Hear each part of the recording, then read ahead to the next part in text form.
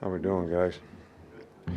So, first off, let me just take a second to wish everybody happy Thanksgiving.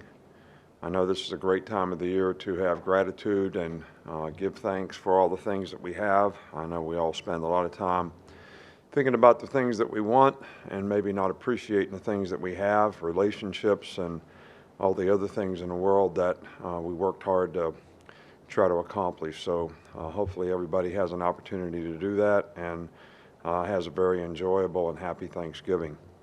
So this is a very special competitive situation. The Iron Bowl, Auburn's got a very good team. And I know in rivalry games, things are always going to be very, very competitive, and I don't think records or any of that stuff really matters when it comes to what happens in this game. So I think for our players, it's what do you choose to pay attention to? There's a lot of things out there that in rivalry games can get your attention, but we have a plan, and everybody's got to know the plan, whether it's offense, defense, special teams, or whatever. All right, we have a process that we've been working on how to execute that plan for a long time, all season long. All right, so hopefully we want to focus on the process of what we got to do to execute it. And then we got to have a sense of purpose for why is it important, to be able to have an opportunity to be successful in that game so that, we can stay focused on the right stuff. So that's kind of my message to the guys, and that's what I'd like for them to stay focused on. And because at the end of the day, it's going to be, kind of what happens on the field. And I think it's always been in this game, people talk about all the things that have happened, but basically in my experience, the team that plays the best is the team that has the best chance to be successful, and that's the way it's always worked out in the past. Starting with Charlie. Yeah, hey, Coach, just quickly, do you have an update on how Deontay, Lawson, and Jaylen have progressed? Yeah, they both practiced, quite a bit this week, and, I just see how they continue to progress. You've coached against Hugh Freeze before, obviously. I mean, what characteristics do you see similar or different with this team that he has here as compared to the past teams you've coached against? Well, he's, to me, one of the best offensive coaches in the country in terms of taking the personnel and the players he has and, doing what he needs to do to help them be successful. And, they present a lot of multiples that give you problems to try to stay gap sound against the run.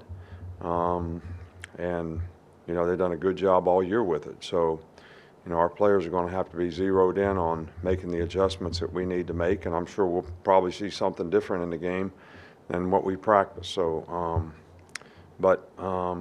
I think Hugh's one of the best, most difficult preparations, that we have when we play against his offenses.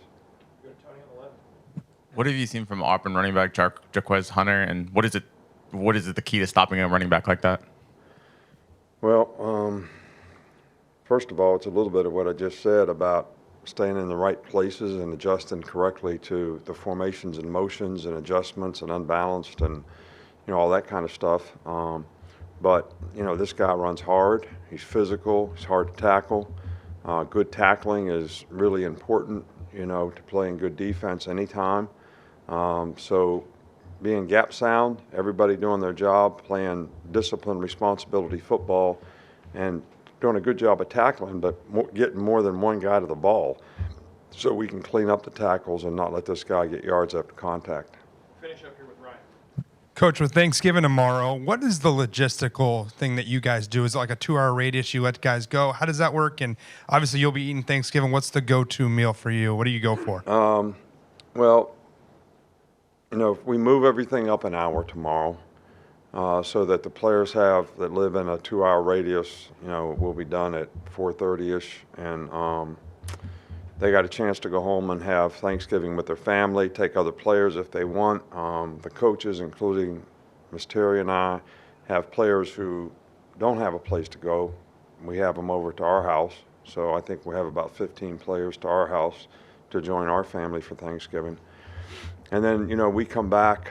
We usually do one reel after practice on Thursday. We don't do that till Friday when players come back. And then we have a Thanksgiving dinner for all the families, players and coaches alike, on Friday, I think around noon.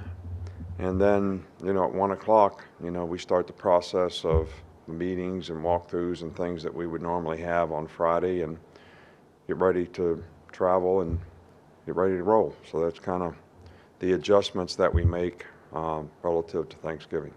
All right, Coach. Thank you. All right, thank you.